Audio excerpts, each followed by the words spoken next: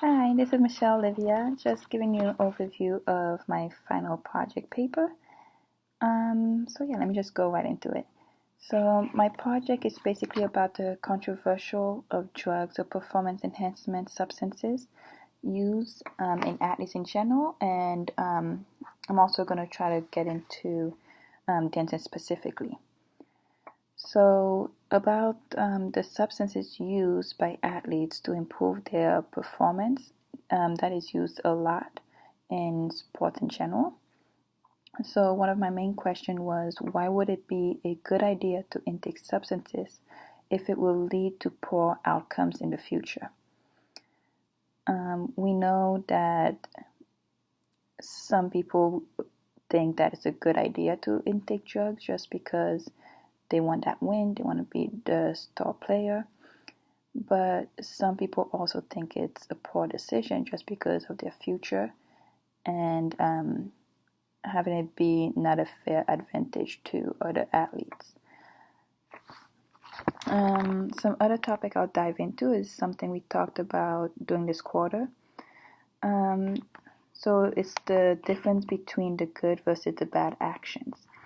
Like the intaking of drugs is a good or bad deed toward competition or performance. Like I said earlier, it could be good just because of the win, or it could be bad because of the unfair advantage towards other athletes that haven't taken the drugs as well. So while I answer these questions for athletes in general, I will also try to focus on dancers specifically, just because dancers are not thought about as much. Some people think about dance as an art instead of a sport, but when you think about it, it acts for the same the same things as a sport team in general. So after all my researches, I realized how dance is not different from athletes in general. They use drugs as much as athletes, like I said, the footballers. So the drugs are mainly used to deal with injury, decrease stress, and improve performances. So their strength and also their appearance, so staying thin for dancers in general.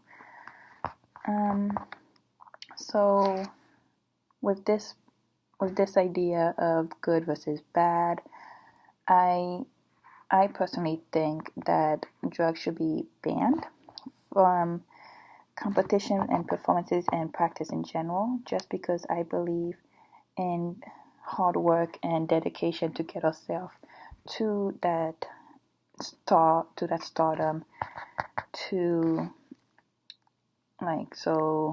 to be that star player or that star dancer, the principal dancer of a dance team.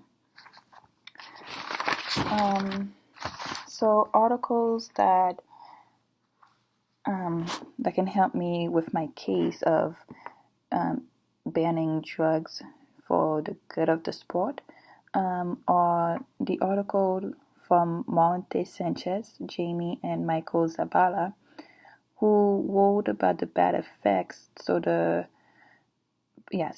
bad effects occurred from athletes doping their way to stardom.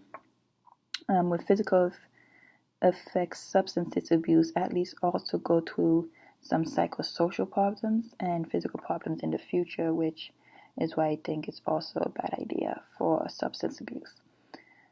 The article, The Substance Use and Misuse Among Professional Ballet Dancers article, also proves the first-hand poor effects with substance with dancers specifically. With this reading, it's understandable why athletes, so dancers, consume substances to increase their strength or make them look the part. But how much would an athlete do to reach that stardom? Why suffer to get to that stardom area? And so finally, to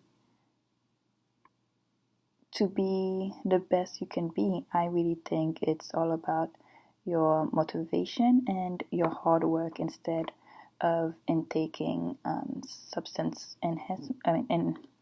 enhancements to make yourself better. I think it's an easier way to get to that stardom area instead of really making yourself work hard for it.